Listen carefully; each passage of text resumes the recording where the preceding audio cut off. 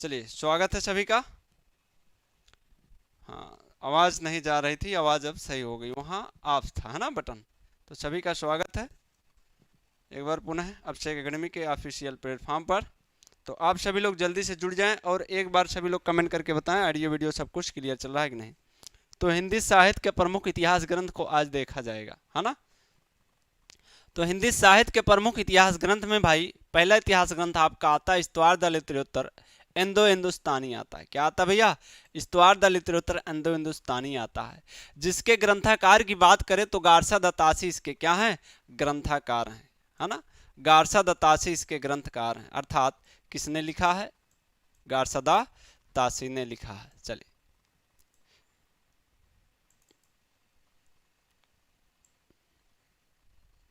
एक मिनट हम लगा लें कमेंट यहाँ अपने लैपटॉप में, चूंकि दूर से दिख नहीं रहा था, है ना। हाँ, तो पहले ग्रंथ आपका आता है इस्तवार द लित्योत्तर इंडो हिंदुस्तानी आता है। अगर इसकी बात करें ग्रंथकार की तो गारसा दत्तासी इसके ग्रंथकार हैं। कौन है भैया? गारसा दत्तासी इसके ग्रंथकार हैं। इसके दो भाग हैं। प्रकाशन वर्ष की बात करें तो इसके दो भाग हैं। पहला भाग का प्रकाशन 1839 ईस्वी में हुआ था और द्वितीय भाग का प्रकाशन 1847 में हुआ था। किसका? द इस्तवार लित्योत्तर इंडो हिंदुस्तानी का, है ना। अगर बात करें द्वितीय संस्करण की, इस पुस्तक के दो संस्करण आए थे। प्रथम संस्करण के दो भाग थे। प्रथम भाग 1839 ईस्वी, दूसरा भाग 1847 ईस्वी प्रकाशन वर्ष था। अगर बात करें कि सर द्वितीय संस्करण का प्रकाशन कब हुआ था, तो द्वितीय संस्करण के तीन भाग थे। कितने भाग थे भाई? तीन भाग थे द्वितीय संस्करण के।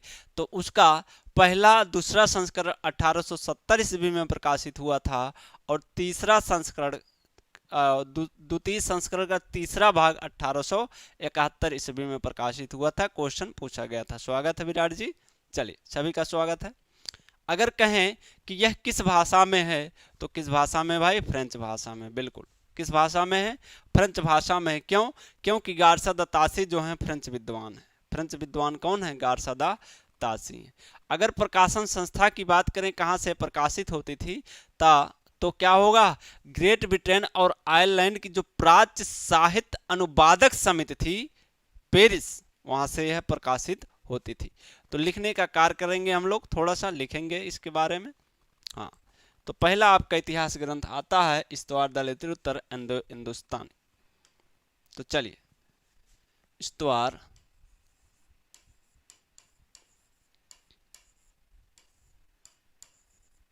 द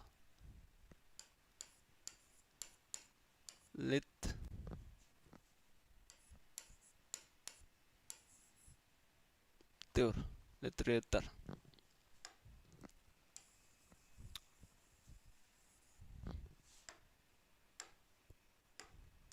है ना। पहले ग्रंथ की बात करें तो क्या होगा? इस्तवार द लित्योत्तर इंडो हिंदुस्तानी। इस्तवार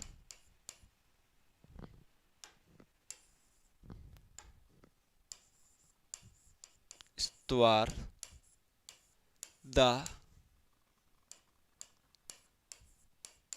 लित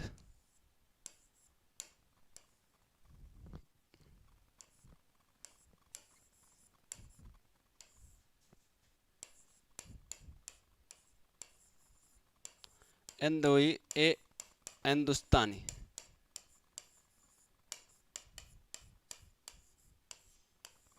तो आपकी पहली ग्रंथ है इस्तवार द लित्योत्तर इंदोई ए हिंदुस्तानी, या हिंदुस्तानी भी लिख सकते हैं। हिंदुस्तानी या हिंदुस्तानी लिख सकते हैं, है ना। चलिए, अगर बात करें कि क्या इसके ग्रंथाकार कौन थे? ग्रंथाकार, तो ग्रंथाकार हो जाएंगे गारसा दत्तासी। गारसा दत्तासी।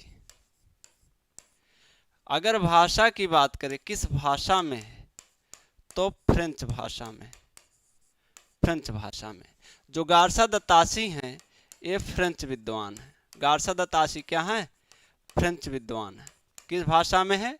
फ्रेंच भाषा में है ना। अगर बात करें प्रकाशन वर्ष की, प्रकाशन वर्ष की बात करें तो प्रथम संस्करण जो था, प्रथम संस्करण, इसके कितने भाग थे? 2 भाग थे। तो प्रथम भाग का प्रकाशन जो था, प्रथम भाग 1839 ईस्वी, 1839 ईस्वी। और जो द्वितीय भाग था, द्वितीय भाग का प्रकाशन होता है 1847 ईस्वी में, है ना। 1847 ईस्वी में द्वितीय भाग का प्रकाशन होता है और प्रथम भाग का प्रकाशन कब होता है भैया? 1839 ईस्वी में। अगर कहा जाए कि सर द्वितीय संस्करण का प्रकाशन कब हुआ था? 2 संस्करणों में था, तो लिखेंगे द्वितीय संस्करण। यहां से क्वेश्चन आया हुआ था, द्वितीय संस्करण। पिछली बार टीजीटी में या पीजीटी में यहां से क्वेश्चन बनाया था। तो द्वितीय संस्करण कितने भागों में था? 3 भागों में था। कितने भाग में भैया? 3 भाग में था। तो प्रथम भाग, द्वितीय भाग और तृतीय भाग। तो प्रथम भाग 1870 ईस्वी और द्वितीय भाग भी 1870 ईस्वी, और तृतीय भाग जो था, तृतीय भाग, ये 1871 ईस्वी में इसका प्रकाशन हुआ था। कब हुआ था? 1871 ईस्वी में तृतीय भाग का प्रकाशन हुआ था। क्वेश्चन यही पूछा हुआ था आपका, यही क्वेश्चन पूछा था कि द्वितीय भाग का, द्वितीय संस्करण का जो तृतीय भाग का प्रकाशन था कब था? तो या तो द्वितीय संस्करण का प्रकाशन वर्ष 1871 लास्ट, है ना, 1871 ईस्वी, ये क्वेश्चन आया हुआ है। तो ये भी इंपॉर्टेंट है कि 1839 ईस्वी में प्रथम भाग और द्वितीय भाग 1847 ईस्वी। इसको ध्यान देना, इसको ध्यान देना है ना। क्लियर है? चलिए आगे बढ़ते हैं।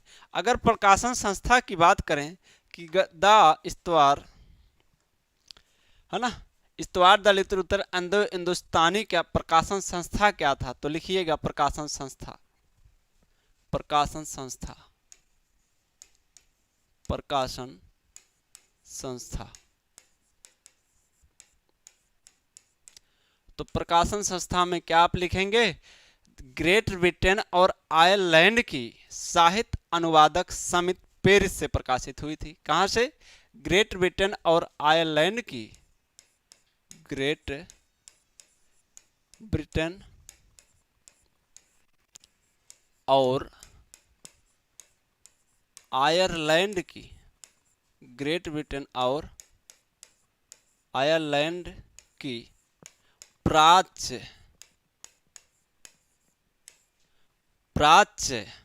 है ना, साहित्य अनुवादक समिति, आयरलैंड की प्राच्य साहित्य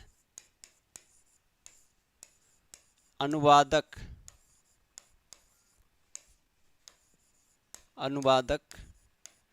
समिति पेरिस से, कहां से? पेरिस से प्रकाशित हुई थी। पेरिस से इसका प्रकाशन हुआ था, ग्रेट ब्रिटेन और आयरलैंड की प्राच्य साहित्य अनुवादक समिति के द्वारा। क्लियर है? यहां तक क्लियर है? किसी को कोई दिक्कत तो बताए, है ना। चलिए, अगर विशेष तथ्य की बात करें तो यह ग्रंथ फ्रेंच भाषा में रचित है। पहली बात कि यह ग्रंथ किस भाषा में रचित है? तो यह ग्रंथ फ्रेंच भाषा में रचित है। यह ग्रंथ वर्णानुक्रम पद्धति में रचित है। इसमें काल विभाजन का प्रयास नहीं है। इसमें कुल 738 कवियों का परिचय दिया गया है। किसमें? इस्तवार द लिटरेचर इंडो हिंदुस्तानी में। तो विशेष तथ्य आप लिखेंगे, विशेष तथ्य, अगले पेज पर लिखिए, विशेष तथ्य, विशेष तथ्य। पहला आप तथ्य लिखेंगे कि यह फ्रेंच भाषा में रचित है। किस भाषा में है? फ्रेंच भाषा में। यह फ्रेंच भाषा में रचित है ना। क्वेश्चन पूछा जाएगा कि यह किस भाषा में रचित है, तो किस भाषा में है? फ्रेंच भाषा में है। यह ग्रंथ, दूसरा पॉइंट है, यह ग्रंथ वर्णानुक्रम पद्धति में, वर्णानुक्रम पद्धति में रचित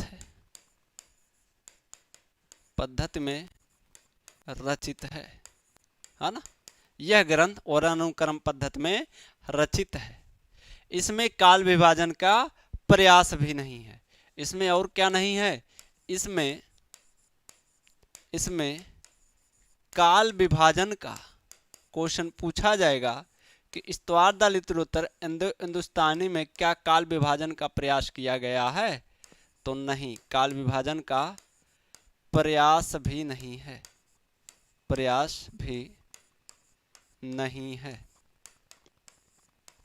है ना। इसमें काल विभाजन का भैया प्रयास भी नहीं है। और एक पॉइंट लिखिएगा कि इसमें कुल 738 कवियों का परिचय है। इसमें कुल 738 कवियों का परिचय दिया गया है। कवियों का परिचय दिया गया है।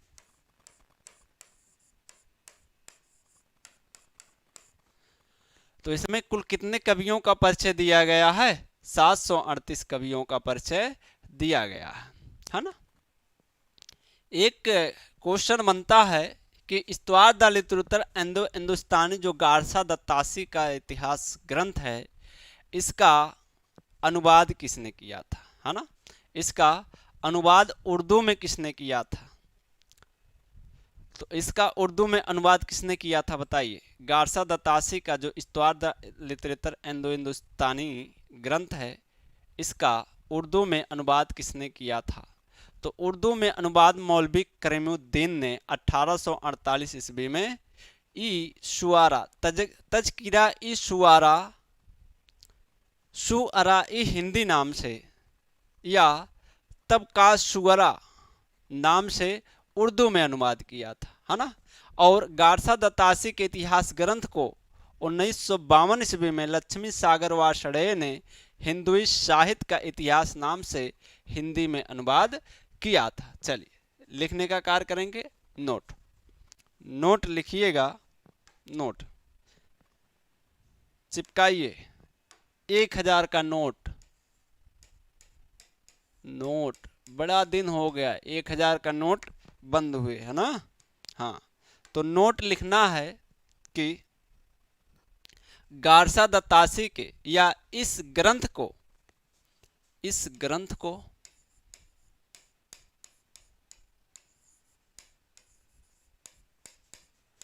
मौलवी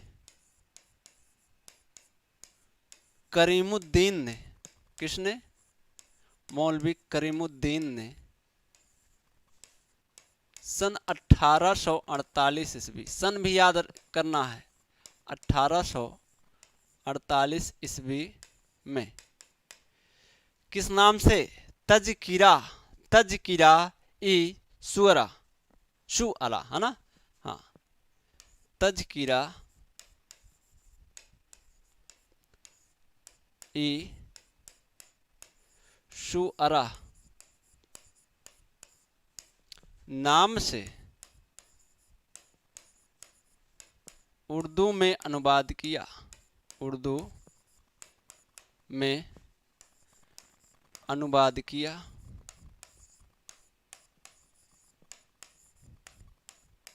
अच्छा, उर्दू में अनुवाद हो गया, फ्रेंच भाषा में था, है ना, गारसा दत्तासी का ग्रंथ।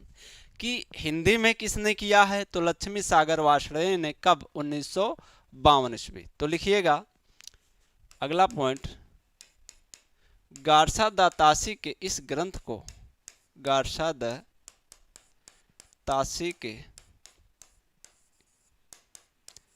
इस ग्रंथ को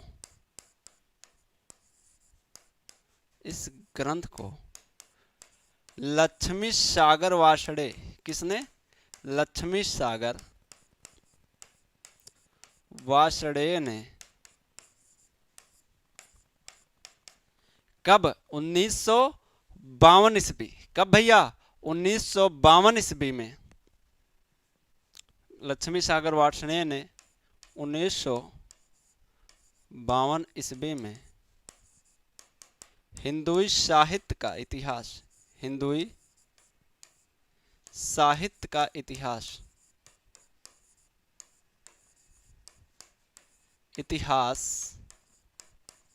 नाम से हिंदी में अनुवाद किया। हिंदी में अनुवाद किया। बनने लायक प्रश्न है, यहाँ क्वेश्चन बनने लायक है ना, कि इस ग्रंथ को किसने उर्दू में अनुवाद किया था? तो मौलवी करीमुद्दीन। किसने किया था भाई? मौलवी करीमुद्दीन ने। किसने किया? मौलवी करीमुद्दीन ने किया था। कब? 1848 ईस्वी में। अगर कहा जाए कि गारसा दत्तासी के इस इतिहास ग्रंथ को हिंदी में किसने अनुवाद किया, तो लक्ष्मी सागर वार्ष्णेय ने। कब? 1952 ईस्वी में, है ना। हिंदुई साहित्य का इतिहास नाम से क्वेश्चन ऐसे पूछ ले कि हिंदुई साहित्य का इतिहास नाम से गारसा दत्तासी के इस इतिहास ग्रंथ को हिंदी में अनुवाद किसने किया था? तो लक्ष्मी सागर वार्ष्णेय ने किया था। किसने किया था भैया? लक्ष्मी सागर वार्ष्णेय ने किया था। कब? सन 1952 ईस्वी। कब? 1952 ईस्वी। सभी का क्लियर होगा? हाँ, तो जितने भी हमारे प्यारे दोस्त भाई बहन जुड़े हैं, सभी लोग एक बार कमेंट करें। सभी लोग एक बार कमेंट कर दीजिए क्लास कितने लोग देख रहे हैं। हाँ, चलिए सभी लोग नोट करते हुए चलेंगे। अगले इतिहास ग्रंथ की बात करें तो आपका अगला इतिहास ग्रंथ शिव सिंह सरोज आता है। क्या भाई? शिव सिंह सरोज। शिव सिंह सरोज के जो रचनाकार हैं शिव सिंह सेंगर हैं। 1883 ईस्वी का रचनाकाल है। प्रकाशन संस्था की बात करें तो नवल किशोर प्रेस लखनऊ से प्रकाशित हुआ था। हिंदी में रचित पहला इतिहास ग्रंथ शिव सिंह सेंगर है। वर्णनानुक्रम पद्धति में वो भी ग्रंथ रचित है। कौन? शिव सिंह सेंगर।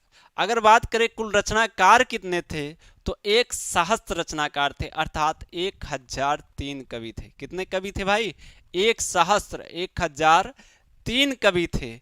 अगर बात करें कि शुक्ल जी ने शिव सिंह सरोज को क्या कहा है, तो शुक्ल जी ने शिव सिंह सरोज को वृत्त संग्रह कहा। क्या कहा है? वृत्त संग्रह कहा है। चलिए लिखने का कार्य करेंगे।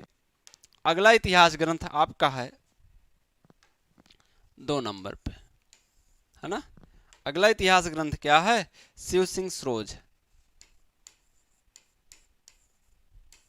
शिव सिंह सरोज।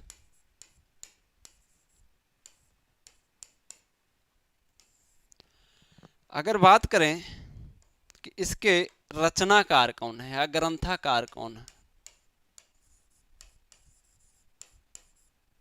ग्रंथकार, तो ग्रंथकार है शिव सिंह सेंगर। शिव सिंह सेंगर ने अपने नाम पर ही शिव सिंह सरोज रखा। शिव सिंह सेंगर, शिव सिंह सेंगर। रचना काल की बात करें या प्रकाशन वर्ष की बात करें, है ना, तो 1883 ईस्वी है। 1883 ईस्वी है। प्रकाशन संस्था की बात करें तो नवल किशोर प्रेस लखनऊ से प्रकाशन संस्था। तो प्रकाशन संस्था क्या है? नवल किशोर प्रेस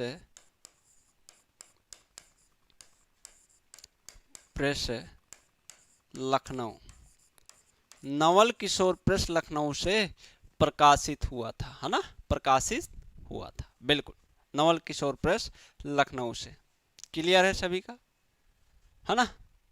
चलिए अगर इसके बारे में विशेष तथ्य लिखें थोड़ा सा विशेष तथ्य भी लिखिए, अगले पेज पर लिखा जाएगा। विशेष तथ्य, शिव सिंह सेंगर के बारे में विशेष तथ्य।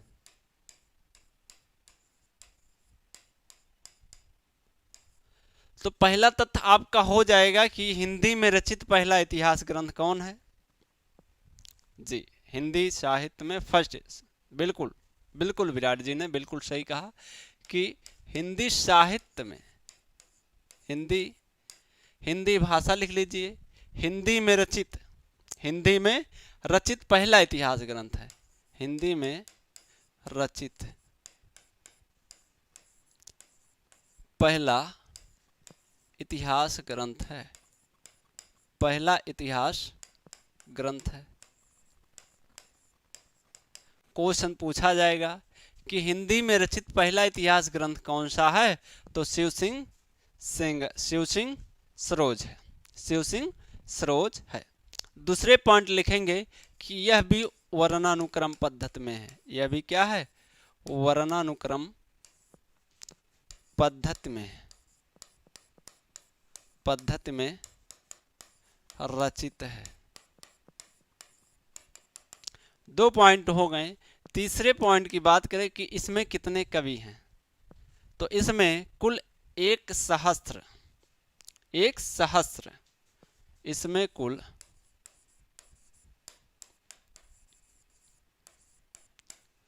1 सहस्त्र कहें तो 1003 है ना,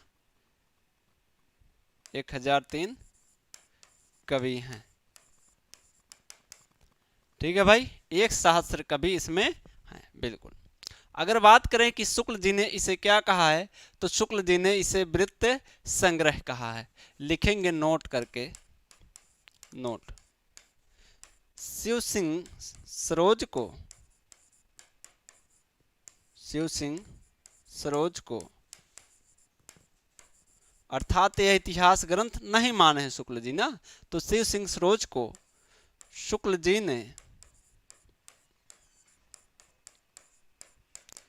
जी ने वृत्त संग्रह मात्र माना है, या वृत्त संग्रह कहा है। क्वेश्चन आएगा, क्वेश्चन पूछा भी जाता है कि किस इतिहास ग्रंथ को आचार्य शुक्ल जी ने वृत्त संग्रह कहा है, तो शिव सिंह सरोज को कहा। किसको कहा भैया? शिव सिंह सरोज को इन्होंने कहा है। किसने? आचार्य आपके शुक्ल बाबा आचार्य रामचंद्र शुक्ल जी, है ना। क्लियर है यहाँ तक? शिव सिंह सरोज। चलिए, अगर अगले इतिहास ग्रंथ की बात करें तो क्या आ जाएगा? The modern vernacular literature of Hindustan. तो लिखिएगा अगला इतिहास ग्रंथ।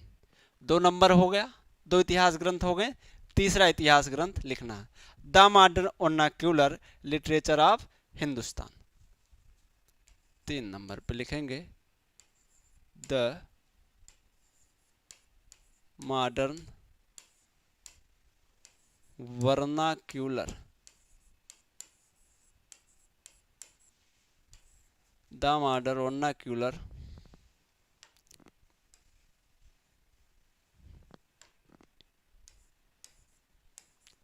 Of the modern vernacular, the modern literature of, हाँ, the modern vernacular literature of Hindustan, the modern vernacular literature of Hindustan.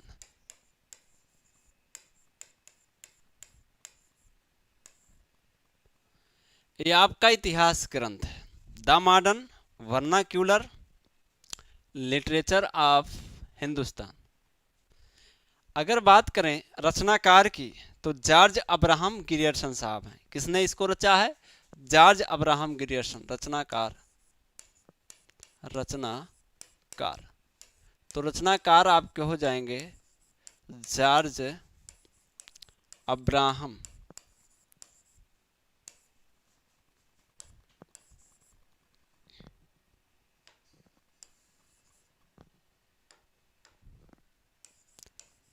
George Abraham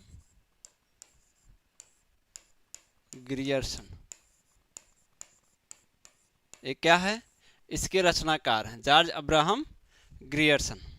अगर रचना काल की बात करें तो 1889 ईस्वी रचना काल, रचना काल इसका है 1889 ईस्वी।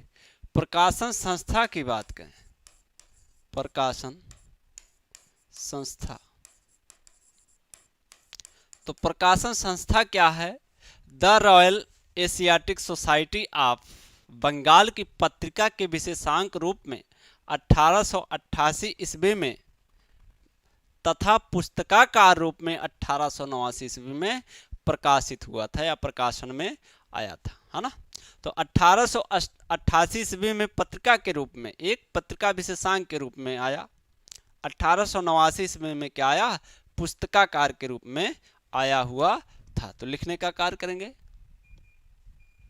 प्रकाशन संस्था में, हाँ, the Royal Asiatic, the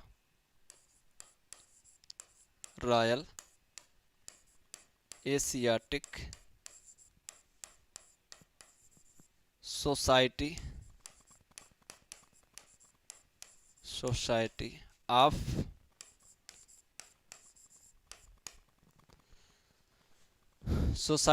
of Bengal की, सोसाइटी ऑफ बंगाल की पत्रिका विशेषांक रूप में,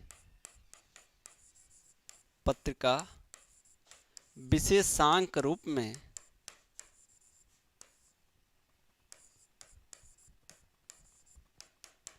1888 ईस्वी में तथा पुस्तकाकार रूप में, तथा पुस्तकाकार रूप में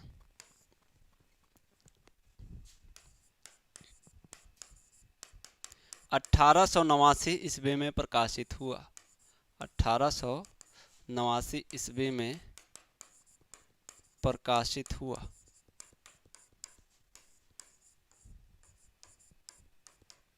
है ना। 1889 ईस्वी में प्रकाशित हुआ। चलिए, सभी का क्लियर है भाई। अगर विशेष तथ्य की बात करें, किसकी, विशेष तथ्य की, तो अंग्रेजी भाषा में रचित है। The modern vernacular literature of Hindustan किस भाषा में है, तो अंग्रेजी भाषा में रचित है। सच्चे तथा वास्तविक अर्थों में अगर देखा जाए तो हिंदी साहित्य का प्रथम इतिहास ग्रंथ कौन है, the modern vernacular of literature of Hindustan. अगर बात करें काल विभाजन का, तो इसमें काल विभाजन का प्रयास हुआ है। जॉर्ज ग्रियर्सन जी ने काल विभाजन का प्रयास इसमें किया है। संपूर्ण ग्रंथ को 12 अध्यायों में विभक्त किया है। संपूर्ण ग्रंथ को कितने अध्यायों में, 12 अध्यायों में विभक्त किया है तथा 11 खंडों में बांटा है। 12 अध्याय तथा 11 खंड में बांटने का कार्य किसने किया है, जॉर्ज ग्रियर्सन ने। जो काल विभाजन था 11 अध्यायों में, अर्थात बहुत बड़ा था, इसलिए इसको भी क्या होगा, प्रमाणिक नहीं माना जाएगा, है ना। हाँ, तो इसी ग्रंथ में ग्रियर्सन ने भक्ति काल को स्वर्णयुग कहा था। अगर पूछ ले कि ग्रियर्सन ने भक्ति काल को स्वर्णयुग किस ग्रंथ में कहा, तो the modern vernacular literature of Hindustan में कहा था। साहित्य इतिहास में यह ग्रंथ नींव का पत्थर माना गया। साहित्य के इतिहास में the modern vernacular literature of Hindustan ग्रंथ जो है नींव का पत्थर माना गया है, अर्थात हिंदी साहित्य का मूल इतिहास जो ग्रंथ है यहाँ से ही शुरू होता। चलिए, विशेष तथ्य के बारे में अगर लिखने का कार्य करें, विशेष तथ्य,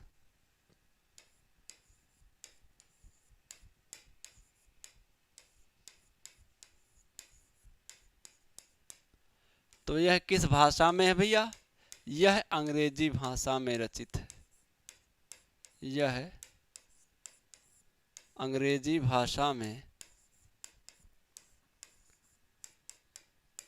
रचित है। पूछा जाएगा कि the modern vernacular literature of Hindustan किस भाषा में है, तो अंग्रेजी भाषा में है। सच्चे तथा वास्तविक अर्थों में हिंदी साहित्य का प्रथम इतिहास ग्रंथ है। क्वेश्चन पूछा हुआ है, आपके नेट में भी आया है कि सच्चे तथा वास्तविक अर्थों में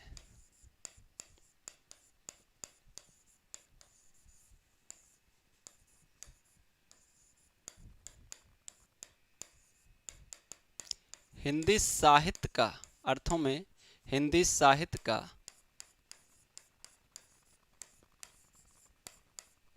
यह पहला ग्रंथ है ना। यह है प्रथम इतिहास साहित्य का, यह है प्रथम इतिहास ग्रंथ है। क्वेश्चन इस पर बन चुका है, इतिहास ग्रंथ है। पूछा गया था कि सच्चे अर्थों में तथा सच्चे अथवा वास्तविक अर्थों में हिंदी साहित्य का प्रथम इतिहास ग्रंथ कौन है, तो the modern vernacular literature of Hindustan है। अगर अगले पॉइंट की बात करें तो साहित्य इतिहास में यह ग्रंथ नींव का पत्थर माना गया। लिखने का कार्य करेंगे कि साहित्य इतिहास में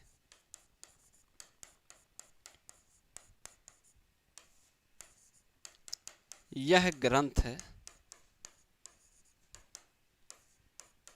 नींव का पत्थर माना गया है, नींव का पत्थर माना गया है।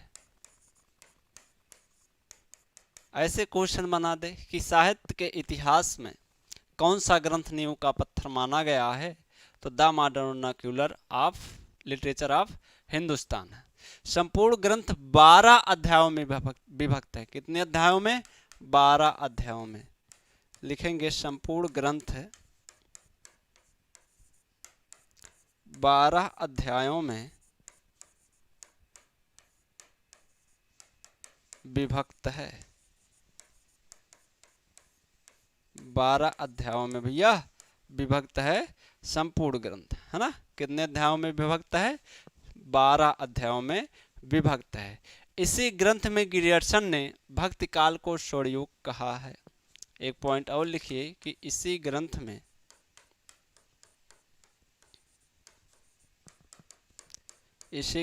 गिरियर्सन ने भक्ति काल को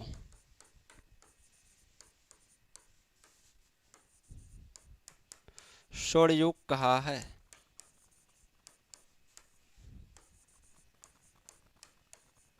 स्वर्णयुग कहा है। श्याम सुंदर दास जी ने भी कहा है भक्ति काल को, है ना। चलिए, ये तो हो गया किसका? The modern vernacular literature of Hindustan का। तो इसमें हिंदी साहित्य के विकास क्रम को 11 युगों में बांटा गया है। कितने युगों में बांटा गया है? 11 युगों में बांटा गया है। तो पहला युग इसमें है चारण काल, दूसरा है 15वीं शताब्दी का धार्मिक पुनर्जागरण, तीसरा है जायसी की प्रेम कविता, चौथा है ब्रज का कृष्ण संप्रदाय और पांचवा है मुगल दरबार, छठा है तुलसीदास, सातवां है रीतिकाव्य, आठवां है तुलसी के अनपरवर्ती कवि, नौवां है विक्टोरिया महारानी विक्टोरिया के शासन में हिंदुस्तान और 10वां है कंपनी के शासन में हिंदुस्तान और 11वां है 18वीं शताब्दी। 11 अध्याय, है ना।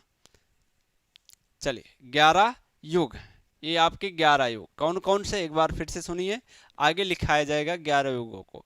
जब काल विभाजन हम लोग देखेंगे तो वहाँ गिरियर्सन के द्वारा भी किया गया काल विभाजन देखा जाएगा। तो इन्होंने 11 युगों में काल विभाजन किया है। चारण काल 15वीं शताब्दी का धार्मिक पुनर्जागरण, तीसरा है जायसी का कृष्ण संप्रदाय, जायसी की प्रेम कविता, चौथा है ब्रज का कृष्ण संप्रदाय और पांचवा है मुगल दरबार, छठा है तुलसीदास, सातवां है तुलसीदास के सातवां है रीतिकाव्य और आठवां है तुलसीदास के प्रवर्ती कवि अन्य प्रवर्ती कवि, नौवां है महारानी विक्टोरिया के शासन में हिंदुस्तान, 10वां है कंपनी के शासन में हिंदुस्तान और 11वां है 18वीं शताब्दी, है ना। आपके 11 युग हो गए, आपके 11 युग हो गए। किसी को कोई समस्या कहीं हो तो कमेंट करके बताए, है ना। किसी को समस्या कहीं हो तो कमेंट करके बताए। ये आपके हो गए 11 युग।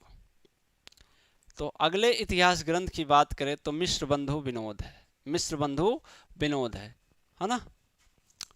चलिए अगले इतिहास ग्रंथ पर चलते हैं। तो अगला इतिहास ग्रंथ आपका क्या है, 4 नंबर पे है मिस्र बंधु विनोद।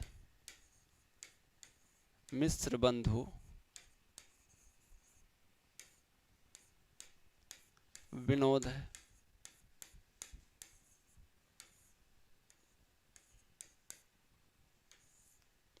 मिस्र बंधु विनोद है। तो अगर रचनाकार की बात करें तो मिस्र बंधु विनोद में 3 भाई थे। मिस्र बंधु 3 बंधुओं को कहा गया है, श्याम बिहारी मिश्र, सुखदेव बिहारी मिश्र और गणेश बिहारी मिश्र। श्याम बिहारी मिश्र, सुखदेव बिहारी मिश्र और गणेश बिहारी मिश्र। तो लिखिएगा रचनाकार मिस्र बंधु विनोद। रचनाकार 3 भाई थे। पहला श्याम बिहारी मिश्र, श्याम बिहारी मिश्र।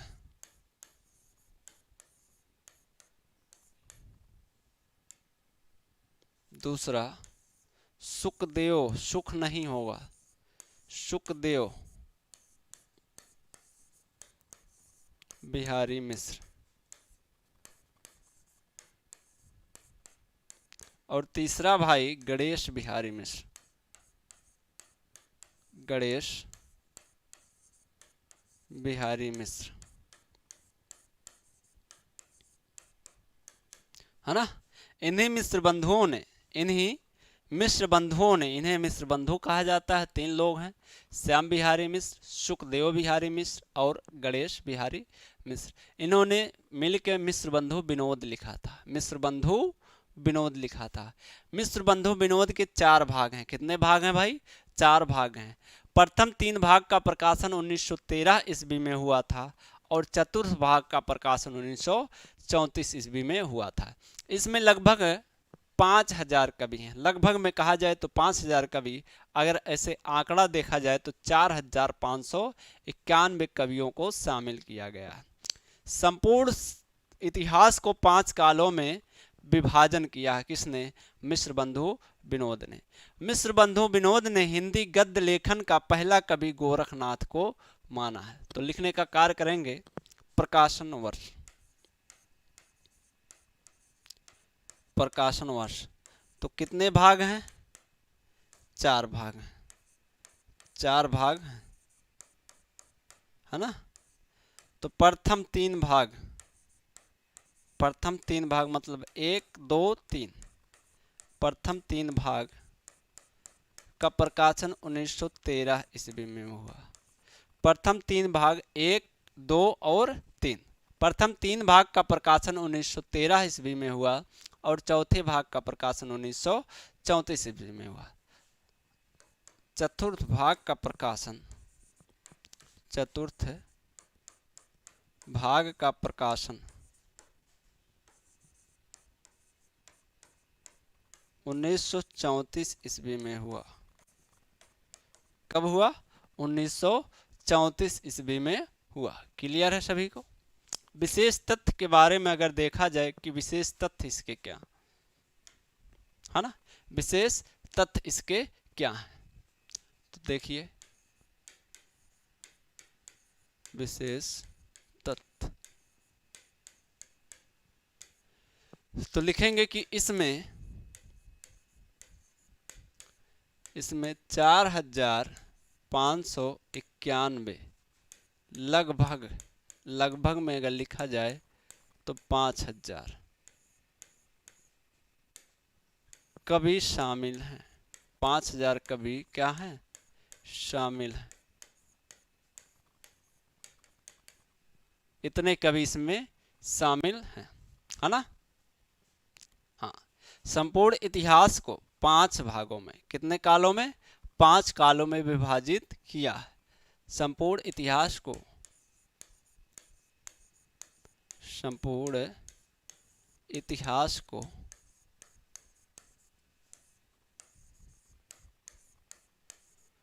5 कालों में विभाजित किया है। कितने कालों में भाई? 5 कालों में विभाजित किया है।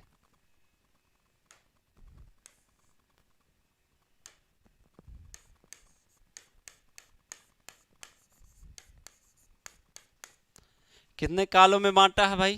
5 कालों में विभाजित किया है संपूर्ण इतिहास को, है ना। हाँ, हिंदी गद्य लेखन में हिंदी गद्य लेखन का पहला कवि गोरखनाथ को माना है।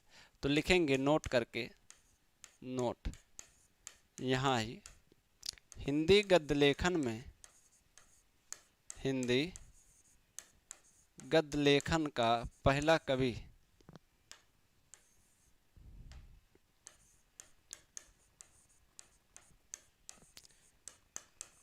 कवि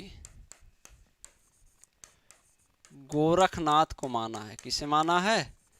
गोरखनाथ को माना है ना। हाँ, तो अगर पूछा जाए कि मिश्र बंधु विनोद में कितने कवियों का परिचय दिया गया है, तो लगभग 5000 कवियों का परिचय दिया गया है ना। और इसमें क्या हुआ है? संपूर्ण इतिहास को इन्होंने कितने कालों में बांटा है? तो 5 कालों में विभाजित किया है, या बांटा है, या विभक्त किया है। हिंदी गद्य लेखन का पहला कवि किसे माना है? तो गोरखनाथ को माना है। किसे माना भाई? गोरखनाथ को माना है। अगर पूछा जाए कि आचार्य रामचंद्र शुक्ल जी ने मिश्र बंधु विनोद को क्या कहा है, तो बड़ा भारी वृत्त संग्रह कहा है। शिव सिंह सेंगर को क्या कहा है? वृत्त संग्रह कहा है, मात्र वृत्त संग्रह। और मिश्र बंधु विनोद को क्या कहा है? बड़ा भारी वृत्त संग्रह कहा है। तथा मिश्र बंधुओं का परिश्रमी संकलन करता कहा है। किसने? आचार्य रामचंद्र शुक्ल जी ने। तो चलिए दूसरा पॉइंट लिखेगा। दूसरा पॉइंट लिखेंगे कि आचार्य रामचंद्र शुक्ल ने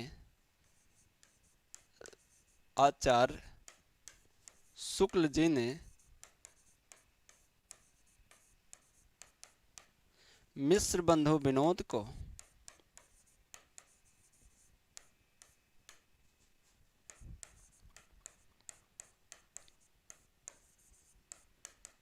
बड़ा भारी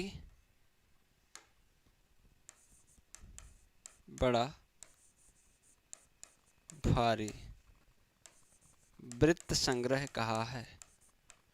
क्वेश्चन पूछा गया है कि बड़ा भारी वृत्त संग्रह आचार्य शुक्ल जी ने किसे कहा है ना। बड़ा भारी वृत्त संग्रह कहा है, भारी वृत्त संग्रह कहा है। तथा मिश्र बंधुओं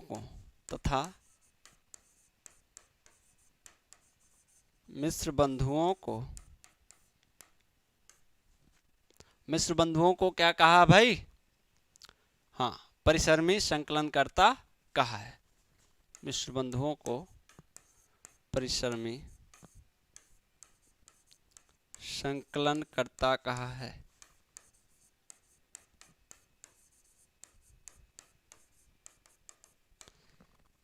एक भी क्वेश्चन आपके नोट से बाहर नहीं जाएगा, मेरा गारंटी है। मैं गारंटी लेता हूं कि एक भी क्वेश्चन आपके नोट से बाहर नहीं जाने वाला है। जितना लिखा रहा हूं बस उतना आप सभी लोग लिखते हुए चलेंगे। अगर इधर उधर कोई क्वेश्चन हुआ तो आप सभी लोग बताइएगा। कोई भी क्वेश्चन बाहर नहीं होने पाएगा, है ना।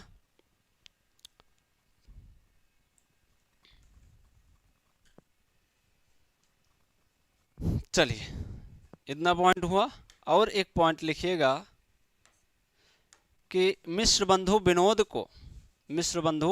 विनोद को शुक्ल जी ने इतिहास ग्रंथ का उपजीव्य या आधार माना है। आधार ग्रंथ या उपजीव्य द्रव्य किसे माना है? उपजीव्य ग्रंथ किसे माना है? आधार ग्रंथ किसे माना है? तो मिश्र बंधु विनोद को माना है। नोट दूसरा लिखना है, क्वेश्चन आएगा।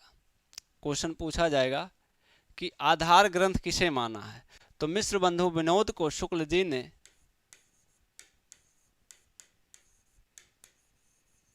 मिश्र बंधु विनोद को शुक्ल जी ने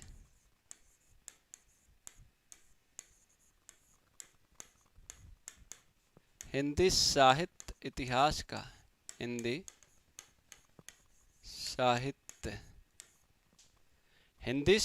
इतिहास ग्रंथ का हिंदी साहित्य इतिहास ग्रंथ का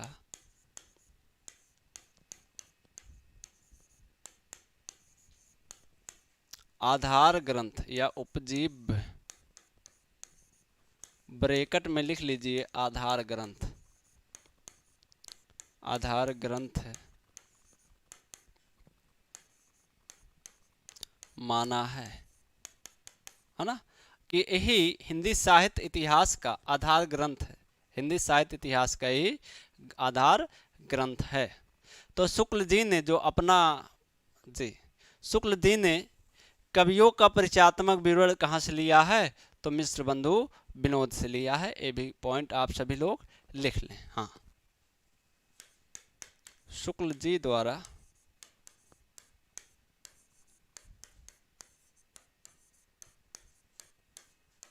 कवियों के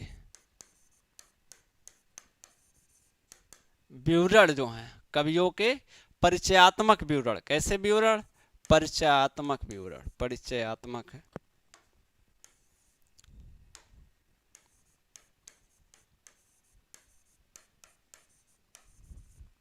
परिचयात्मक विवरण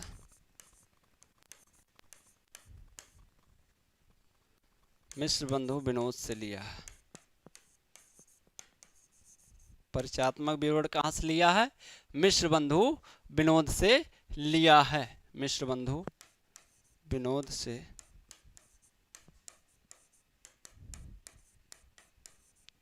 लिया है। कोई भी पॉइंट छोड़ने लायक नहीं है, सभी पॉइंट क्या हैं, महत्वपूर्ण है, सभी पॉइंट भाई महत्वपूर्ण है, कोई भी पॉइंट आपको छोड़ने योग्य नहीं है ना, तो कोई पॉइंट छोड़ना नहीं है। तो 4 हो गए। 5वां हम लोग देखेंगे हिंदी साहित्य का इतिहास, किसके द्वारा, आचार्य रामचंद्र शुक्ल द्वारा, हिंदी साहित्य का इतिहास। चलिए 5वें नंबर पे लिखेंगे हिंदी साहित्य का इतिहास।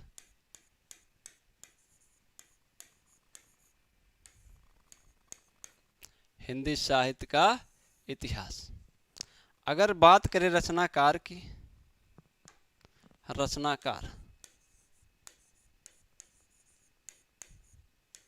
तो रचनाकार हैं आपके शुक्ल बाबा, आपके हमारे सबके आचार्य रामचंद्र शुक्ल बाबा, है ना, शुक्ल जी, आचार्य रामचंद्र शुक्ल जी हिंदी साहित्य का इतिहास ग्रंथ के रचनाकार हैं।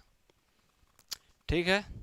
प्रकाशन वर्ष 1929 ईस्वी है। 1928 ईस्वी में इसकी लिखित भूमिका तैयार हो गई थी, है ना, 1928 ईस्वी में लिखित भूमिका तैयार हुई थी। प्रकाशन वर्ष कब हुआ था, 1929 ईस्वी हुआ था। तो लिखेंगे प्रकाशन वर्ष,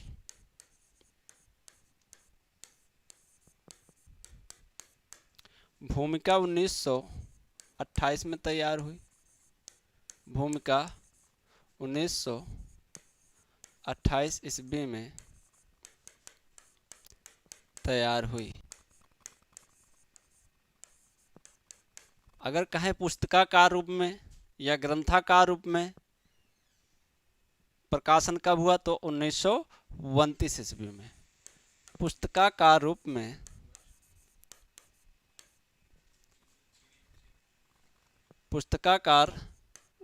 में प्रकाशन कब हुआ, 1929 ईस्वी। 1929 ईस्वी में पुस्तकाकार रूप में प्रकाशन हुआ था। प्रकाशन संस्था की बात करें तो नागरी प्रचारी सभा काशी थी। प्रकाशन संस्था, प्रकाशन संस्था तो नागरी प्रचारी नागरी प्रचारिणी सभा काशी से प्रकाशित हुई थी। काशी प्रकाशन संस्था हो गया। पद्धति के बारे में अब लिखिए। पद्धति, तो पद्धति इसका था विधेयवादी, विधेयवादी पद्धति। तो यह किस पद्धति में रचित है भैया? विधेयवादी पद्धति में रचित है। संशोधित संस्करण की बात करें तो 1940 ईस्वी में इसका संशोधित संस्करण आया था। संशोधित संस्करण, संशोधित संस्करण 1940 ईस्वी, है ना? हाँ, जब भी हिंदी साहित्य का इतिहास आप लेंगे, अब आचार्य शुक्ल जी हैं नहीं तो आता है ये संस्करण का है, वो संस्करण 2024, संस्करण 2025, संस्करण 2021। अरे भैया, जब जो संस्करण, जो प्रकाशक था, जो ग्रंथकार था वो है या नहीं है, तो कैसे इसका संस्करण बदलेगा ना? संशोधन कैसे होगा? संस्करण मतलब संशोधन, कुछ जुड़ना उसमें। तो 1940 में इसमें संस्करण, संशोधित संस्करण 40 में आया था। आचार्य शुक्ल जी इसके रचनाकार हैं। भूमिका तो 1928 में तैयार हुई थी, कि किसी बुक में आप 27 भी पाएंगे, 1927 भी पाएंगे। तो 1929 ईस्वी में पुस्तकाकार में आया था। प्रकाशन संस्था इसका था नागरी प्रचारिणी सभा काशी, और संशोधित संस्करण 1940, और पद्धति क्या है? विधेयवादी पद्धति है। ठीक है, विधेयवादी पद्धति है। अब विशेष तथ्य को अगर देखा जाए, तो विशेष तथ्य में अगर देखा जाए तो यह ग्रंथ, या इस ग्रंथ में 997 लगभग 1000 कवियों का क्या है? परिचय दिया गया है। किसमें? हिंदी साहित्य का इतिहास में 997 कवियों, लगभग 1000 कवियों का परिचय दिया गया है। यह ग्रंथ हिंदी साहित्य के इतिहास में मील का पत्थर साबित हुआ है। मील का पत्थर किसे माना जाएगा? हिंदी साहित्य के इतिहास को।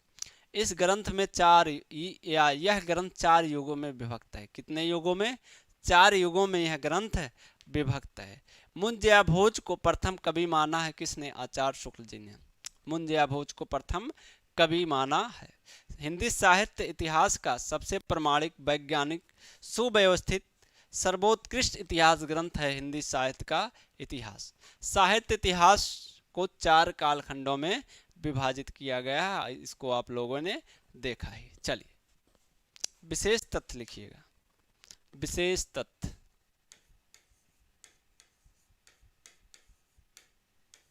विशेष तथ्य। तो पहला तथ्य आप लिखेंगे कि इस ग्रंथ में कितने कवि हैं? 997।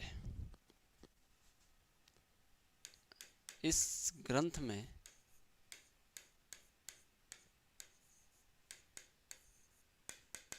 997 रचनाकारों। अगर 997 ना आए तो 1000 आएगा। 1000 रचनाकारों का परिचय है, परिचय है। कितने रचनाकारों का भाई? 997 या 1000 रचनाकारों का परिचय है। यह ग्रंथ हिंदी साहित्य के इतिहास में मील का पत्थर साबित हुआ। यह ग्रंथ हिंदी साहित्य के इतिहास में, हिंदी सभी लोगों के पास होगा यह ग्रंथ ना, हिंदी साहित्य के इतिहास में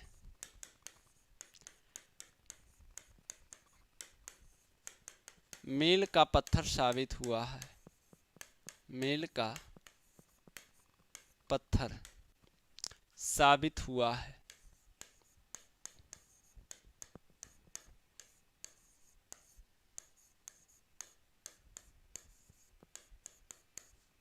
मील का पत्थर साबित हुआ है। हिंदी साहित्य का इतिहास सभी के पास होगा।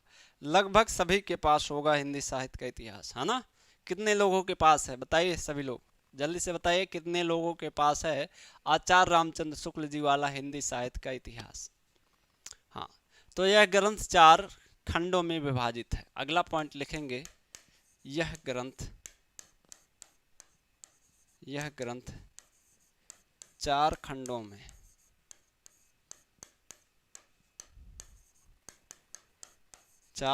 में विभाजित है। कितने खंडों में विभाजित है, अगर क्वेश्चन पूछ ले तो कितने खंडों में भाई, 4 खंडों में विभाजित है। मुंज या भोज को प्रथम कवि माना है किसने, शुक्ल जी ने। लिखेंगे ही, मुंज या भोज को अपने इतिहास ग्रंथ में प्रथम कवि माना है। मुंज या भोज को प्रथम कवि माना है।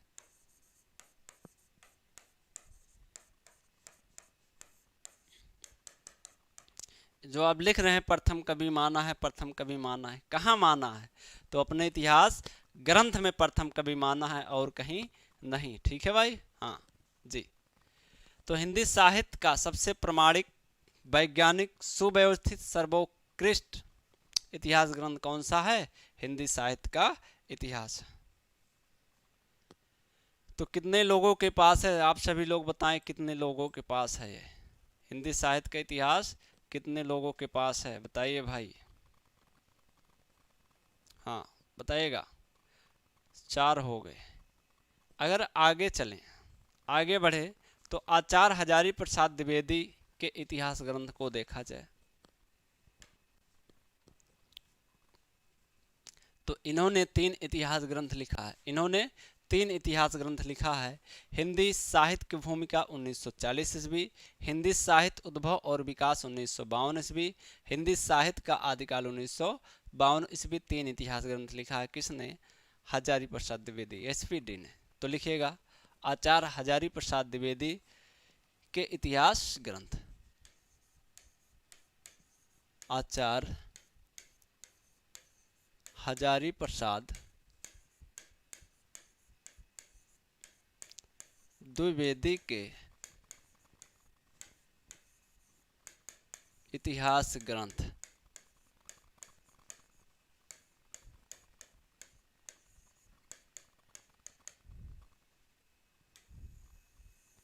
तो इन्होंने 3 ग्रंथ लिखा है। कितने ग्रंथ लिखे हैं इन्होंने, 3 ग्रंथ लिखे हैं। हिंदी साहित्य की भूमिका, जी, हिंदी साहित्य की भूमिका,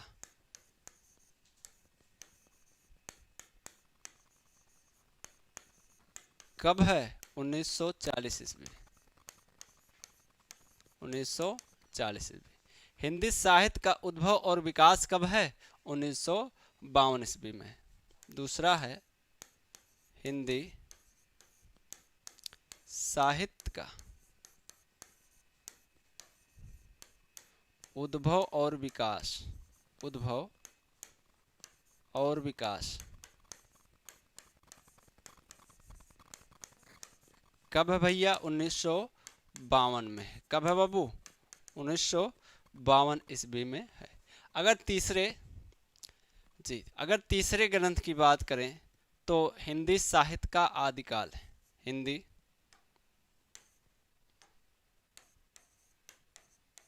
हिंदी साहित्य का आदिकाल, इसका भी प्रकाशन वर्ष कितना है, 1952 ईस्वी है। तो ये 3 ग्रंथ किसके द्वारा हैं, हजारी प्रसाद द्विवेदी द्वारा लिखा गया 3 ग्रंथ है। हिंदी साहित्य की भूमिका 1940 ईस्वी, हिंदी साहित्य उद्भव और विकास 1952 ईस्वी, हिंदी साहित्य का आदिकाल 1952 ईस्वी, हिंदी साहित्य का आदिकाल 1952 ईस्वी, है ना। चलिए, इसमें क्या है, विशेष तथ्य की बात करें तो रचनाकारों का मूल्यांकन समाजशास्त्रीय दृष्टि से किया है। किस दृष्टिकोण से, हिंदी साहित्यकारों का मूल्यांकन जो था, या रचनाकारों का मूल्यांकन समाजशास्त्रीय दृष्टिकोण से किया है। किसने, आचार्य शुक्ल जी ने। शुक्ल जी के वीर गाथा काल को आदिकाल नाम किसने दिया है? हजारी प्रसाद द्विवेदी ने। तो पहला काल किसको माना है? आदिकाल को माना है। अब्दुल रहमान या अदहमाण को हिंदी का प्रथम कवि अपने ग्रंथ में किसने माना है? आचार्य हजारी प्रसाद द्विवेदी ने।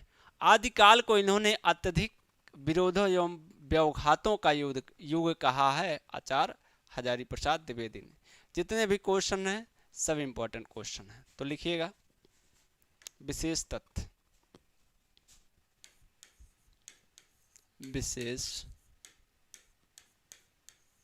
तथ्य। तो विशेष तथ्य में पहला तथ्य आप लिखेंगे रचनाकारों का मूल्यांकन समाजशास्त्री दृष्टिकोण से दिया है, लिखना चाहें ठीक है, नहीं कोई इंपॉर्टेंट नहीं। ये लिखेंगे जरूर कि शुक्ल जी के वीरगाथा काल को आदिकाल कहा है, तो लिखेंगे शुक्ल जी के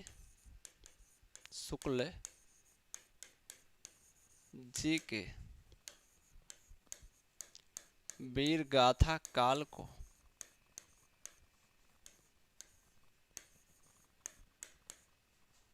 आदिकाल कहा है, आदिकाल कहा है। किसने कहा भैया? शुक्ल जी ने कहा है।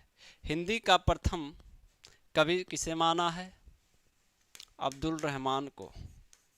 तो अब्दुल रहमान या अद्दहमाण को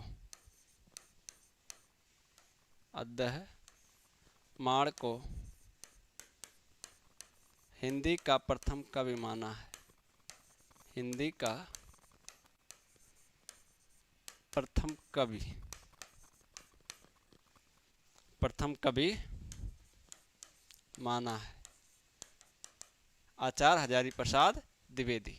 इन्होंने आदिकाल को क्या कहा है? आदिकाल को अत्यधिक विरोधों एवं व्यवघातों का युग कहा है। आदिकाल को अत्यधिक विरोधों एवं व्यवघातों का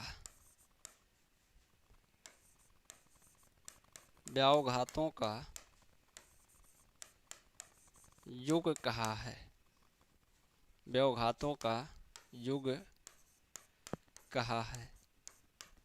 क्लियर होगा पॉइंट यहाँ तक सभी का क्लियर है? जल्दी से कमेंट करिए कि यहाँ तक सर पॉइंट क्लियर है ना?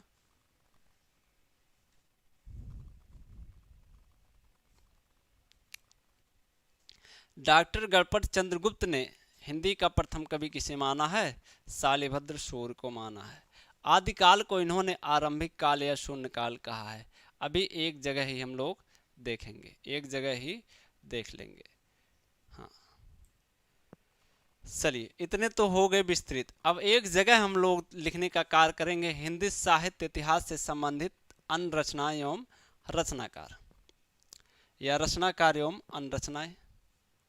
इधर रचनाकार लिखिए, इधर रचनाएं लिखिए, या पहले रचनाएं लिखिए फिर रचनाकार। तो हेडिंग रहेगा हिंदी साहित्य इतिहास से संबंधित अन्य रचनाएं एवं रचनाकार।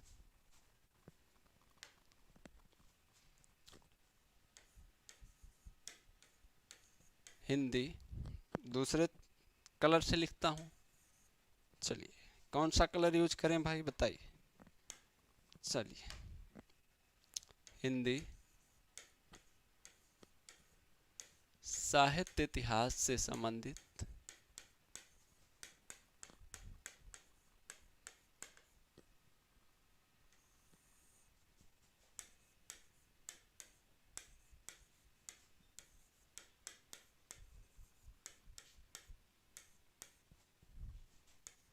अन्य रचनाएं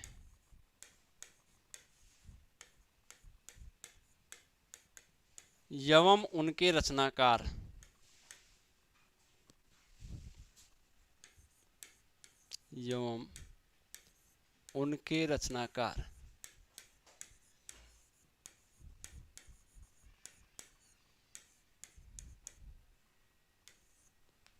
तो पहले हम लोग देखेंगे रचनाओं को, है ना, की रचनाएं कौन कौन से हैं? तो हिंदी साहित्य का इतिहास 1931 ईस्वी में रमाशंकर शुक्ल रसाल ने लिखा था। हिंदी साहित्य का आलोचनात्मक इतिहास 1938 ईस्वी में किसने लिखा था? डॉक्टर गणपत चंद्र गुप्त ने लिखा था। हिंदी साहित्य का बृहद इतिहास 1973 ईस्वी में डॉक्टर नगेंद्र ने लिखा था। हिंदी भाषा और साहित्य का इतिहास 1946 ईस्वी में चतुरसेन शास्त्री ने लिखा था। हिंदी काव्य धारा 1945 ईस्वी में किसने लिखा था? राहुल सांकृत्यायन जी ने लिखा था। हिंदी वीर काव्य 1945 ईस्वी में टीकम सिंह तोमर ने लिखा था। हिंदी साहित्य का सुबोध इतिहास 1952 ईस्वी में बाबू गुलाब राय ने लिखा था। हिंदी साहित्य के विकास की रूपरेखा 1956 ईस्वी में राम और द्विवेदी जी ने लिखा था। ऐसे ही अन्य रचनाओं एवं रचनाकारों को हम लोग देखेंगे। जो भी चैनल पर नए हैं मेरे भाई बहन, चैनल को सब्सक्राइब कर लें और अभिषेक एकेडमी परिवार की सदस्यता ले लें, है ना। तो चलिए लिखने का कार्य करेंगे, एक एक रचनाओं एवं रचनाकारों को हम लोग देखेंगे। तो पहला लिखे हिंदी साहित्य का इतिहास 1931 ईस्वी।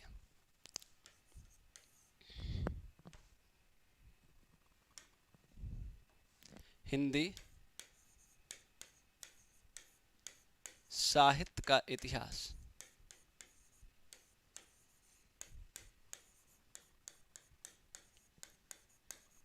कब लिखा गया? 1931 ईस्वी में।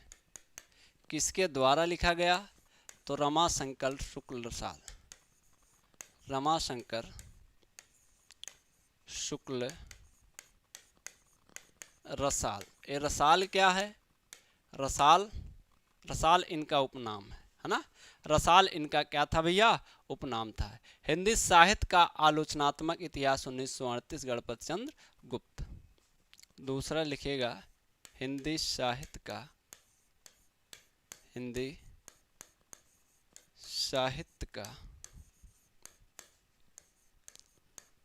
आलोचनात्मक इतिहास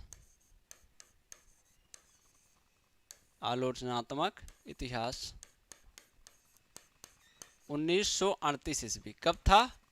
1938 ईस्वी। किसने लिखा भाई? डॉक्टर गणपत चंद्र गुप्त ने।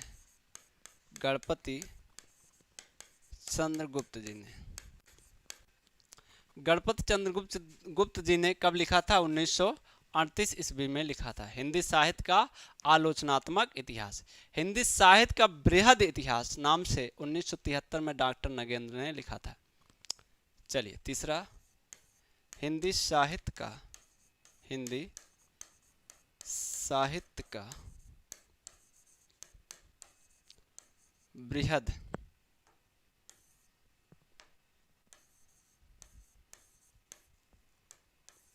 इतिहास 1973 ईस्वी। डॉक्टर नगेंद्र।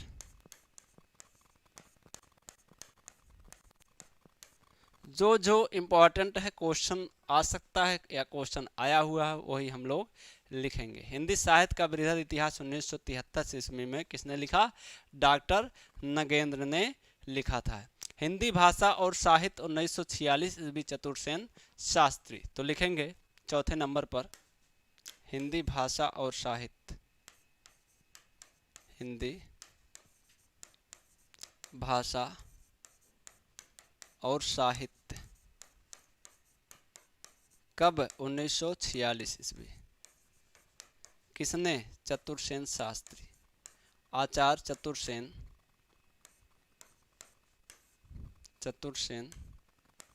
शास्त्री। आचार्य चतुरसेन शास्त्री के द्वारा लिखा गया था। हिंदी काव्य धारा 1945 ईस्वी राहुल सांकृत्यायन। पांचवें नंबर पर लिखिए हिंदी काव्य धारा 1945 ईस्वी राहुल सांकृत्यायन। राहुल सांकृत्यायन।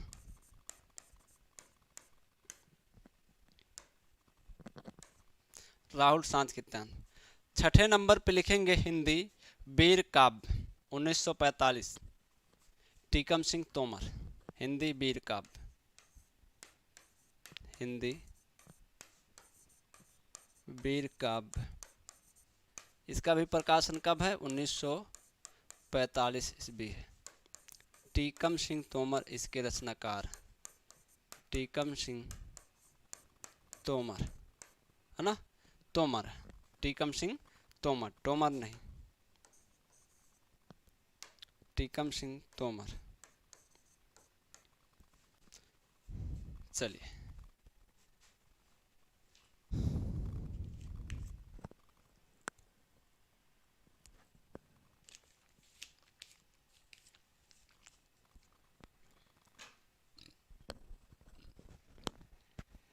हो गया इतना, सभी लोगों ने लिखा भाई? आप सभी ने इतना लिखा? बताइए।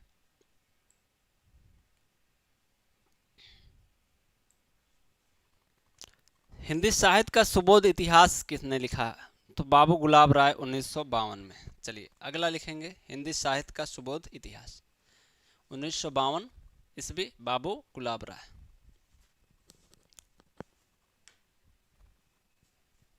कितना हुआ था? 6। चलिए 7 नंबर, हिंदी साहित्य का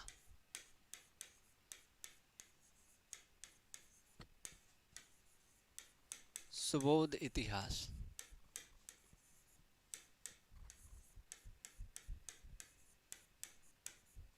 1952, बाबू गुलाब राय।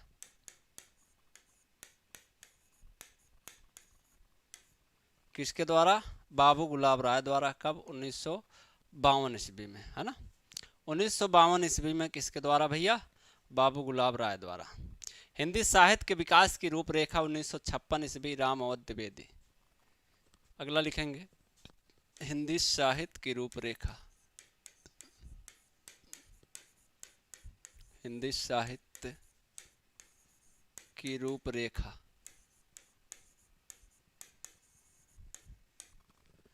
1956 है, राम अवध द्विवेदी।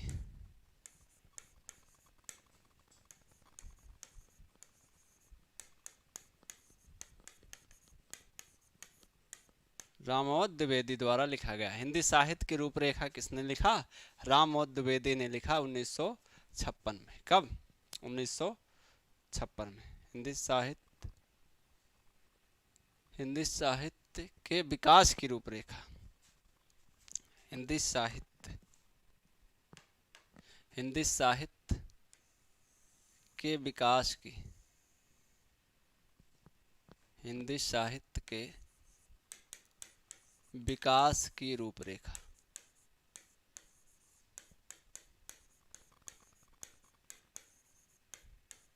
1956 ईस्वी, राम अवध द्विवेदी द्वारा। किसके द्वारा?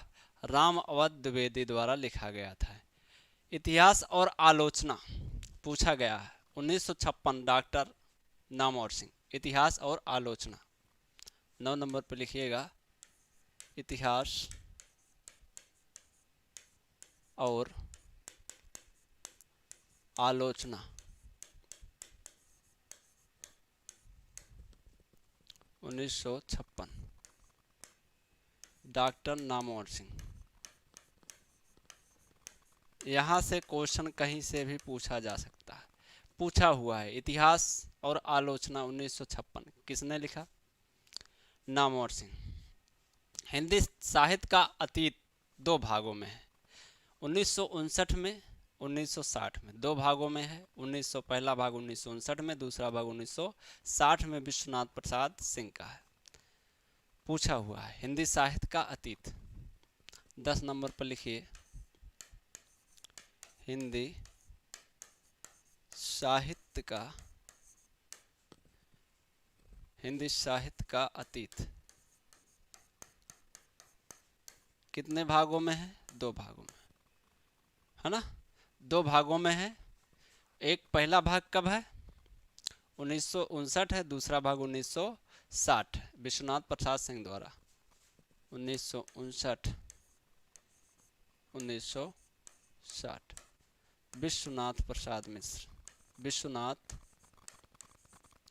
प्रसाद सिंह,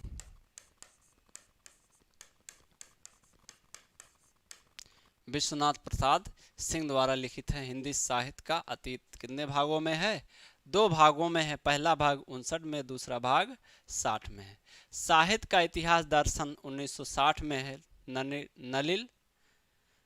नलिन बिलोचन शर्मा 1960 में। साहित्य का इतिहास दर्शन 11 नंबर पे लिखिए। साहित्य का इतिहास दर्शन 1960 ईस्वी। नलिन बिलोचन शर्मा, नलिन बिलोचन शर्मा। साहित्य का इतिहास दर्शन 1960 में किसने लिखा है? नलिन बिलोचन शर्मा। हिंदी साहित्य अनुशीलन 1962 में सत्यकाम वर्मा। हिंदी साहित्य अनुशीलन, हिंदी साहित्यानु, अब देखिए यहाँ क्या है, साहित्य प्लस अनुशीलन है। क्या है? साहित्य धन अनुशीलन है। 1962 में सत्यकाम वर्मा, 1962 ईस्वी किसके द्वारा भैया? सत्यकाम वर्मा द्वारा। सत्यकाम वर्मा 1962 ईस्वी, सत्यकाम वर्मा। आधुनिक साहित्य की प्रवृत्तियां कितने भागों में हैं? 4 भागों में, सॉरी 3 भागों में। 59 में है, 62 में है, 69 में है। नामवर सिंह। आधुनिक साहित्य की प्रवृत्तियां 13 नंबर पर लिखिए। आधुनिक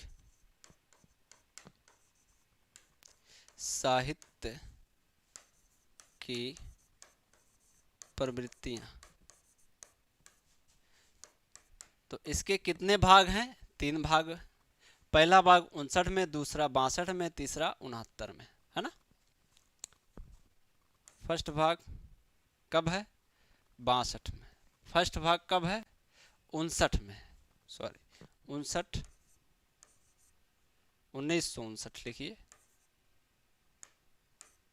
1959। दूसरा कब है? 1962। और तीसरा कब है? 1969। 1969। Doctor Namvar Singh, doctor Namvar Singh. तो आधुनिक साहित्य की प्रवृत्तियां जो है कितने भागों में है? 3 भागों में है। पहला भाग 59 है, दूसरा 62 है, तीसरा 69 है। किसके द्वारा? डॉक्टर नामवर सिंह। हिंदी साहित्य का विवेचनात्मक इतिहास 1968 है, राजनाथ शर्मा द्वारा। हिंदी साहित्य का विवेचनात्मक इतिहास 1968 है, किसके द्वारा? राजनाथ शर्मा द्वारा। आगे लिखे। चलिए अगले पेज पर लिखेंगे हिंदी साहित्य का विवेचनात्मक इतिहास। हिंदी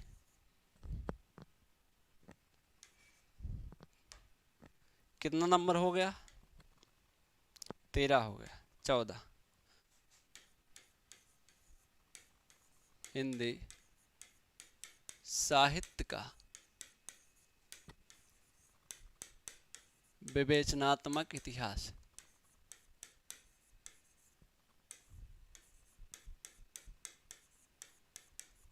उन्नीस सौ 68 में है। कब है? 1968 में है, राजनाथ शर्मा द्वारा, है ना।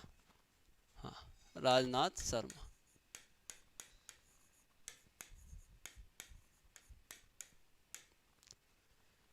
चौदह नंबर। 15 नंबर पे आप लिखें हिंदी साहित्य का नया इतिहास, रामखिलावन पांडे 69 में। हिंदी साहित्य का नया इतिहास, हिंदी साहित्य का नया इतिहास, नया इतिहास 68 के बाद 69, 1969 ईस्वी। हिंदी साहित्य का नया इतिहास इंपॉर्टेंट है। राम खिलावन पांडे पूछा गया। राम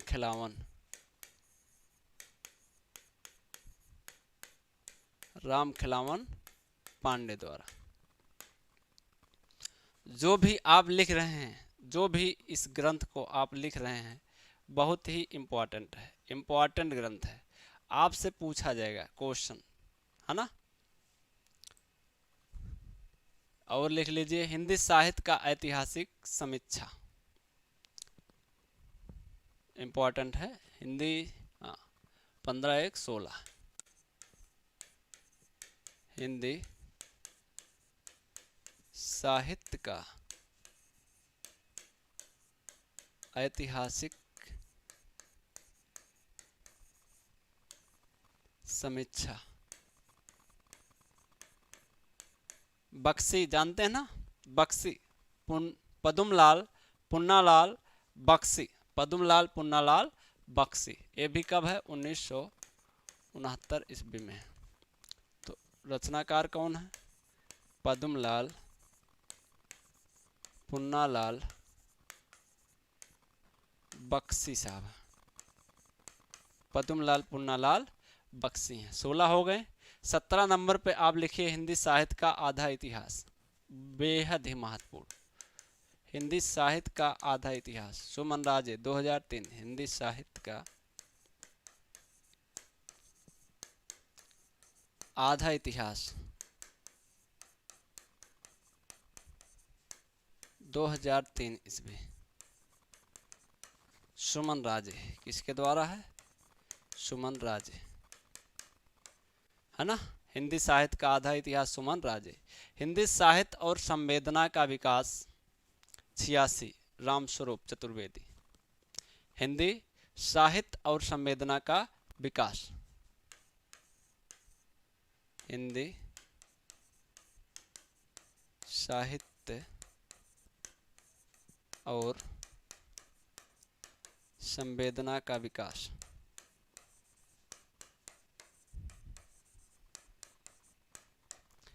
हिंदी साहित्य और संवेदना का विकास कब है? 1986 में है। किसके द्वारा? डॉक्टर रामस्वरूप चतुर्वेदी द्वारा, 1986।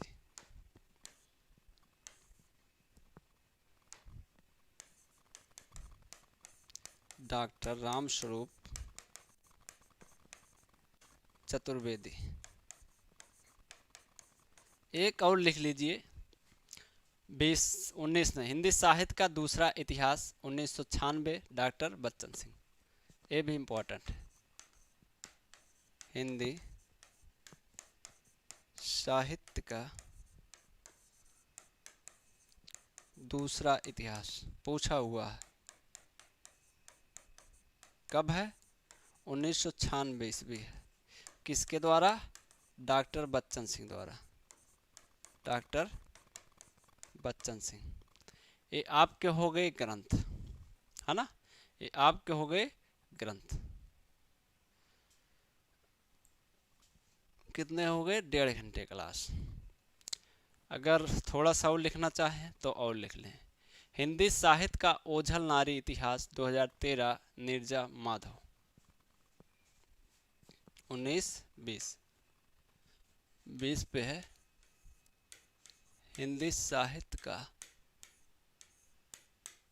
ओझल, ये नारी विषयक है। ओझल नारी इतिहास 2013, है ना। कब है? 2013 में है। किसके द्वारा? नीरजा माधव द्वारा, नीरजा माधव। 21 नंबर पे लिखिए ए sketch of Hindi literature, admin Greaves 17-18 माना जाता है। ए sketch of Hindi literature 21, A sketch of Hindi literature, Hindi literature.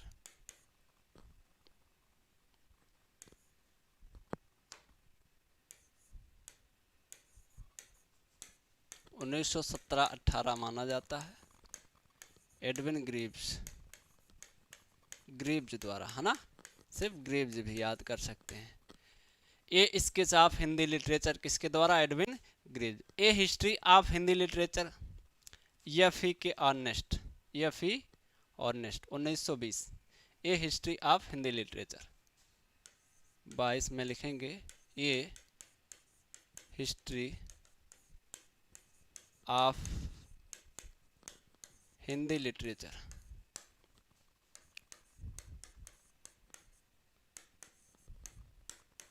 (1920) F E. के,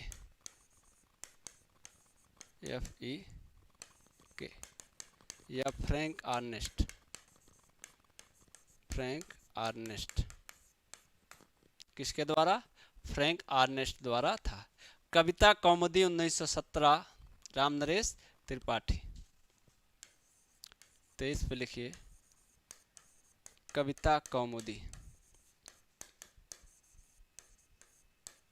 1917 ईस्वी, राम नरेश त्रिपाठी। पूछा हुआ क्वेश्चन, इस पर क्वेश्चन बन चुका है कि कविता कौमुदी 1917 किसके द्वारा रचित है, तो राम नरेश त्रिपाठी द्वारा है। हिंदी के मुसलमान कवि 1926 है, 1926 है, गंगा प्रसाद अखौरी। लिख लीजिए हिंदी के मुसलमान कवि 24 पे, हिंदी के मुसलमान कवि गंगा प्रसाद अखौरी,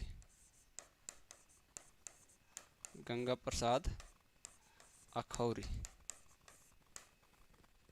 24 हो गया। 25 नंबर पे आप लिख लीजिए ब्रज माधुरी सार 1923 वियोगी हरि। 25 पे लिखेंगे ब्रज माधुरी सार 1923 ईस्वी। कब, 1923 ईस्वी। किसके द्वारा, वियोगी हरि द्वारा, वियोगी हरि द्वारा। 23 हो गए। हाँ, modern Hindi literature 1939 Indranath Madan. Modern Hindi literature कितने हुए, 23 हुए। 24 पे लिखिए मॉडर्न, मॉडर्न हिंदी लिटरेचर किसके द्वारा है भाई, इंद्रनाथ मदान के द्वारा है ना। 1939 डॉक्टर इंद्रनाथ मदान। अभी कितने लोग बने हैं, कमेंट करिए आप सभी लोग। अभी कितने लोग बने हैं, कितने लोग अभी लाइव जुड़े हुए हैं, कमेंट करिए जल्दी से। हिंदी का गद्य साहित्य 1955 में रामचंद्र तिवारी द्वारा। हिंदी का गद्य साहित्य 25 पे लिखिए बस क्लास छोड़ने वाला हूँ। हिंदी का गद्य साहित्य 1955 ईस्वी, रामचंद्र तिवारी द्वारा। किसके द्वारा, रामचंद्र तिवारी द्वारा। 25 हो गए। और 26 पे लिखिए हिंदी साहित्य की कहानी प्रभाकर माछवे। कोई दिक्कत नहीं, हिंदी साहित्य का उपन्यास कोई मतलब नहीं। हाँ, और क्या लिखना है, बस इतना बहुत है, इतना बहुत है, इतने बहुत हैं। अब कल की क्लास में हम लोग क्या पढ़ेंगे, हिंदी साहित्य के काल विभाजन एवं नामकरण, है ना। हिंदी साहित्य के काल विभाजन एवं नामकरण कल की क्लास में पढ़ेंगे। आज की क्लास में इतना ही, आज की क्लास में बस इतना ही। सभी को पुनः नमस्कार। मिलेंगे कल शाम 6 बजे। सभी लोग समय से लाइव आ जाए करिए, क्लास आपकी समय से ही रहती है, विलंब क्लास नहीं रहती है। 1-2 मिनट इधर उधर हो सकता है। तो चलिए, सभी लोग जहाँ हैं मस्त हैं, ज़बरदस्त हैं, सभी लोग पढ़ाई करते रहें। और आगामी LT ग्रेड आने वाली है, फिर से TGT PGT माध्यमिक आने वाली है, NBS आने वाली है, KBS आने वाली है, फिर उधर न्यूज आ रहा है, बिहार में टियर 4 के लिए या स्टेट के लिए, तो सब कुछ वही है हिंदी में, कुछ बदलेगा नहीं। तो आप सभी लोग मेहनत, लगन, धैर्यता, परिश्रम के साथ अपनी तैयारी करते रहें। हमारी आप सभी से यही शुभकामनाएं हैं। ईश्वर से हम प्रार्थना करते हैं कि आप सभी का सिलेक्शन सुनिश्चित ही हो, है ना, सुनिश्चित सिलेक्शन आप सभी का हो। और आप सभी लोग एक दिन मिठाई लेके आएँ, एक दिन मिठाई लेके आएँ कि सर हमारा सिलेक्शन हो गया, लीजिए मिठाई खाइए। तो चलिए मिलते हैं कल की क्लास में। सभी को राधे राधे, जय हिंद, वंदे मातरम।